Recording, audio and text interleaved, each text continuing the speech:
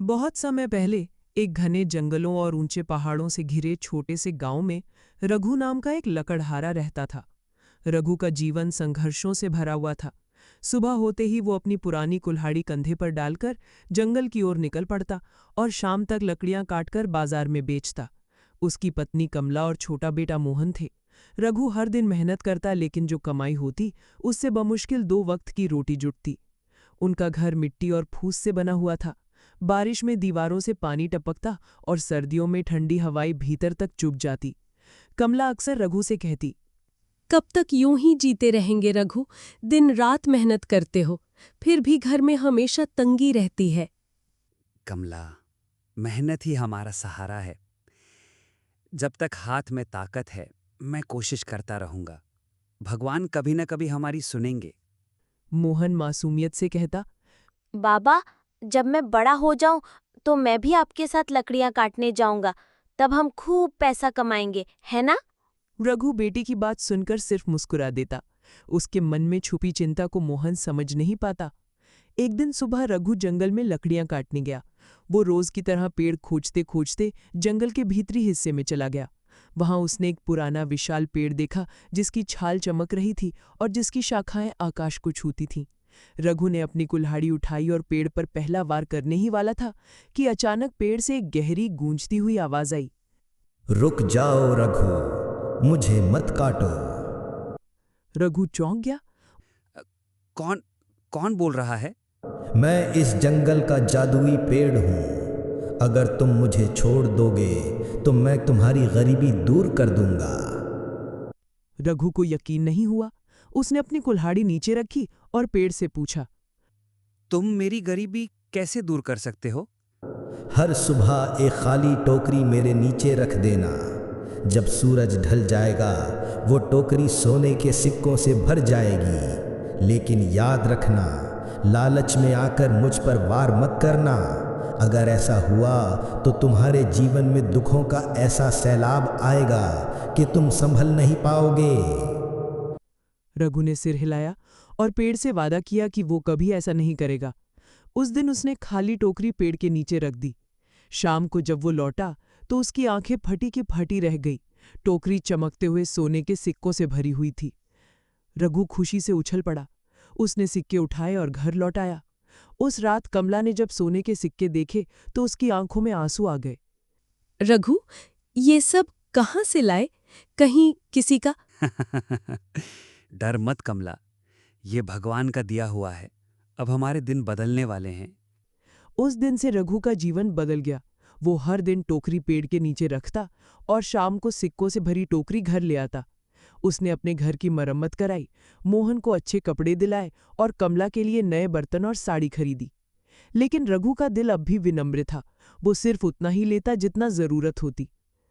गांव वालों ने उसकी अचानक बदली हालत देखी तो सवाल उठने लगे। अरे रघु, पहले तो तेरा घर टूटा फूटा था, अचानक इतनी दौलत कहां से आ गई? बस मेहनत रंग लाई भाई, भगवान की दया है। लेकिन कालू को भरोसा नहीं हुआ। उसने मन ही मन ठान लिया कि रघु का राज पता करके वो भी अमीर बनेगा। कालू, जो रघु का पड़ोसी था, उसकी अचानक बदली हालत देखकर भीतर ही भीतर जलने लगा। पहले रघु के घर में फटी पुरानी चारपाई थी, छत टपकती थी, और अब वही रघु अच्छे कपड़े पहनता था। घर में नए बर्तन थे और मोहन के हाथ में खिलौने। कालू ने सोचा, इसमें जरूर कोई राज है। बिना वजह इतनी दौलत किसी के घर नहीं आती। एक शाम कालू ने रघु का पीछा करने का मन बनाया। अगले दिन सुबह सुबह रघु जंगल की ओर निकला। कालू चुपचाप उसके पीछे हो लिया। रघु गहरे जंगल में जाकर उसी जादुई पेड़ के नीचे टोकरी रखाया। कालू पेड़ के पीछे छुपा सब देख रहा था। शाम तक छिपकर इंतजार करने के बाद उसने देखा कि जब रघु लौटा तो टोकरी में चमकते हुए सोने के सिक्के भरे थे। कालू की आंखें लालच से चमक उठी। वो तुरंत रघु के पास पहुंचा और नकली मुस्कान के साथ बोला, अरे रघु भाई, ये सब क्या है? जरा मुझे भी तो बताओ, कहां से मिले ये सिक्के? रघु ने असहज होकर कहा, कुछ नहीं कालू, बस भगवान की कृपा है। मैं तुम्हें कुछ नहीं बता सकता। कालू समझ गया कि रघु राज बताने वाला नहीं। उसी रात उसने तय किया कि अगली सुबह वो खुद उस पेड़ के पास जाएगा। अगले दिन सुबह कालू खाली टोकरी लेकर उस जादुई पेड़ के नीचे पहुंचा। उसने टोकरी रखी और मन ही मन कहा, अब तो मैं रघु से भी बड़ा अमीर बन जाऊंगा। सूरज ढलते ही टोकरी सच में सोने के सिक्कों से भर गई। कालू खुशी से पागल हो उठा। वाह, ये तो सचमुच जादुई पेड़ है। अगर एक दिन में इतना सोना मिलता है तो सोचो, अगर मैं इस पेड़ को काट लूं तो अंदर से कितना खजाना निकलेगा। उसकी आंखों में लालच ने अंधेरा कर दिया। अगले दिन वो कुल्हाड़ी लेकर पेड़ के पास पहुंचा। जैसे ही उसने पहला वार किया, पेड़ से एक भयानक आवाज गूंज उठी। रुक जा मूर्ख, मैंने तुझे चेतावनी दी थी, लालच मत करना, अब तू मेरे श्राप से बच नहीं पाएगा। लेकिन कालू ने बात नहीं मानी और पूरी ताकत से पेड़ पर वार कर दिया। अचानक पेड़ से आग की लपटें निकली और भयंकर तूफान आ गया। तेज हवाओं में कालू का संतुलन बिगड़ा। उसकी टोकरी के सारे सिक्के हवा में बिखर गए और देखते ही देखते राख में बदल गए। कालू डर के मारे भागा और किसी तरह गांव पहुंचा। उसने अपने घर का दरवाजा खोला तो उसके पैरों तले जमीन खिसक गई। घर जलकर खाक हो चुका था और उसकी सारी जमा पूंजी गायब हो गई थी। पड़ोसी हैरान थे, लेकिन कालू को समझ आ गया कि ये जादुई पेड़ का श्राप है। दूसरी तरफ रघु जब अगले दिन पेड़ के पास गया तो पेड़ से धीमी आवाज आई, रघु, लालच करने वाले का यही हश्र होता है। तूने हमेशा जरूरत भर लिया, इसलिए मैं तुझे आशीर्वाद देता रहूंगा। रघु ने हाथ जोड़कर पेड़ का धन्यवाद किया और सोने से भरी टोकरी लेकर घर लौट आया। उसने कालू की हालत देखकर समझाया, कालू, लालच का अंत कभी अच्छा नहीं होता। जो मेहनत और संतोष से जीता है वही सुखी रहता है। कालू का घर राख में बदल चुका था। उसकी लालच ने उसे सब कुछ खोने पर मजबूर कर दिया था। गांव वाले उसे देखकर कहते, देखो, यही होता है जब इंसान लालच में अंधा हो जाता है। कालू शर्म से सिर झुकाए रहता। धीरे धीरे उसकी हालत इतनी बिगड़ गई कि उसे फिर से दूसरों के घर मजदूरी करनी पड़ी। वहीं दूसरी तरफ रघु की जिंदगी बदल गई थी, लेकिन उसने अपनी विनम्रता और ईमानदारी कभी नहीं छोड़ी। उसने अपनी दौलत से गांव में मंदिर की मरम्मत कराई, गरीब बच्चों के लिए स्कूल खुलवाया और कई जरूरतमंदों की मदद की। गांव वाले रघु का सम्मान करने लगे। रघु भले ही अमीर हो गया, पर उसका दिल वही पुराना है। धन आने के बाद भी वो घमंडी नहीं हुआ। एक दिन मोहन ने अपने पिता से पूछा, बाबा, हमारे पास अब बहुत पैसा है, आप काम क्यों करते रहते हो? रघु ने मुस्कुराकर बेटे के सिर पर हाथ फेरा और कहा, बेटा, मेहनत करना कभी नहीं छोड़ना चाहिए। ये दौलत पेड़ की देन है, पर हमारी असली ताकत हमारी मेहनत है। याद रखना, लालच इंसान को नीचे गिराता है और संतोष ऊंचा उठाता है। समय बीतता गया। जादुई पेड़ हर दिन रघु को उतना ही देता जितनी उसकी जरूरत होती। रघु ने कभी अधिक लेने की कोशिश नहीं की। उसके जीवन में शांति, सुख और संतोष था। कालू ने अपने अनुभव से सीख ली कि लालच केवल विनाश लाता है। वो रघु के पास आया और बोला, भाई, मैंने अपनी गलती से सब कुछ खोया, मुझे माफ कर दो। रघु ने बिना किसी कटुता के कहा, कालू, गलती से ही इंसान सीखता है। अब मेहनत से जीना सीखो, फिर तुम्हारा जीवन भी सुधर जाएगा। गांव वालों ने इस पूरी घटना से बड़ा सबक सीखा। धन का मूल्य उसकी मात्रा से नहीं बल्कि उसके उपयोग से तय होता है। जो इंसान मेहनत करता है और संतोष में जीता है, वही सच्चा सुखी है। आज भी लोग कहते हैं कि उस जंगल में जादुई पेड़ मौजूद है, लेकिन वो केवल उन्हीं को अपना आशीर्वाद देता है जिनका मन साफ और लालच से रहित होता है। कहानी का संदेश: मेहनत और संतोष से जो मिलता है वही सच्चा सुख है। लालच केवल दुख और विनाश लाता है। समय बीतता गया। रघु का जीवन अब पहले से कहीं अधिक सहज था, लेकिन उसने कभी गांव और अपनी पुरानी आदतें नहीं छोड़ी। हर सुबह वो अपनी पुरानी कुल्हाड़ी लेकर जंगल जाता, टोकरी जादुई पेड़ के नीचे रखता और शाम को उतने ही सिक्के लेकर लौटता जितनी उसकी जरूरत होती। गांव वाले उसकी बदली हालत देखकर अक्सर पूछते, अरे रघु भाई, अब तो तुम्हारे पास सब कुछ है, फिर भी क्यों दिन भर जंगल में मेहनत करते हो? मेहनत ही इंसान का असली सहारा है रामू। अगर मेहनत छोड़ दी तो जिंदगी का सुकून भी खो देंगे। रघु के इस स्वभाव से गांव में उसका और भी सम्मान बढ़ने लगा। उसने अपनी दौलत से दूसरों की मदद करनी शुरू की। किसी की छत ठीक कराता तो किसी की बेटी की शादी में चुपचाप सहायता कर देता। कालू अब अपनी पुरानी गलती से उभरने की कोशिश कर रहा था। एक शाम वो रघु के घर आया और धीमे स्वर में बोला, रघु भाई, मैंने लालच में आकर अपनी बर्बादी खुद कर ली। अगर तुमने उस दिन मुझे रोका था तो मैं क्यों नहीं माना? क्या तुम मुझे माफ कर सकते हो?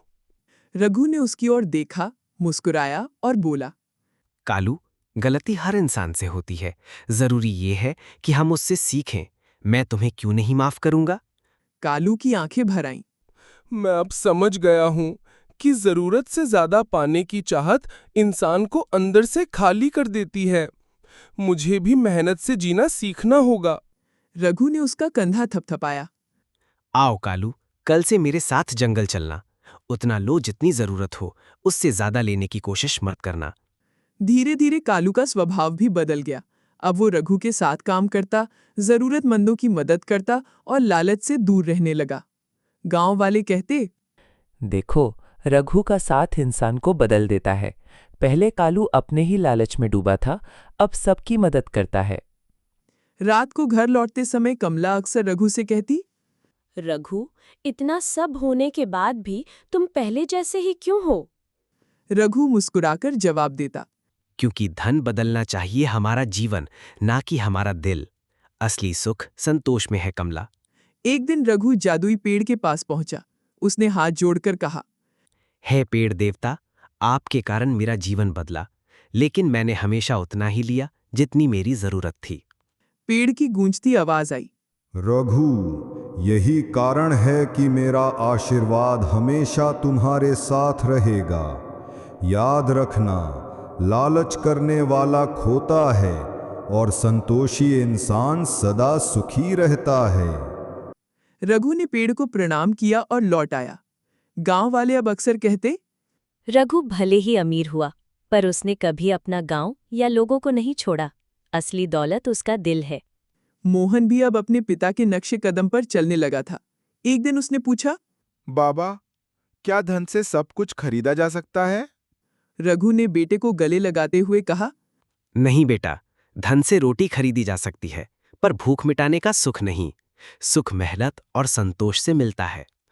और इस तरह रघु की ईमानदारी और संतोष ने न केवल उसका बल्कि पूरे गांव का जीवन बदल दिया। लालच का अंत कालू की तरह विनाश में हुआ, जबकि रघु का संतोष उसे सच्चा सुख और सम्मान दिला गया।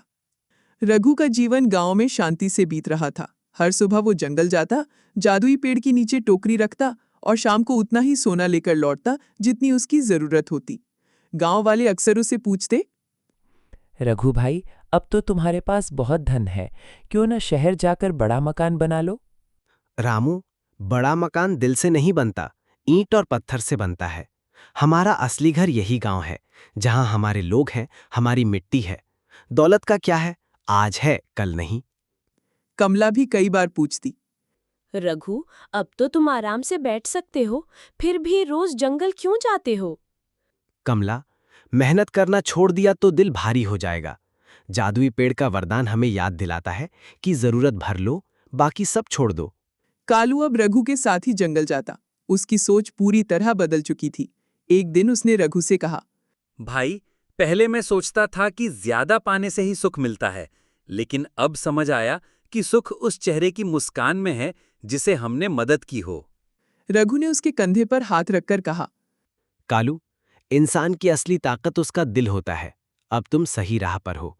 गांव वाले कालू को देखकर कहते, रघु का साथ इंसान को बदल देता है। पहले कालू लालच में अंधा था, अब वो सबका सहारा बन गया है। गांव में अब पहले जैसा अभाव नहीं था। रघु अपनी कमाई से अनाज के भंडार भरवाता, जिससे जरूरतमंदों को मदद मिलती।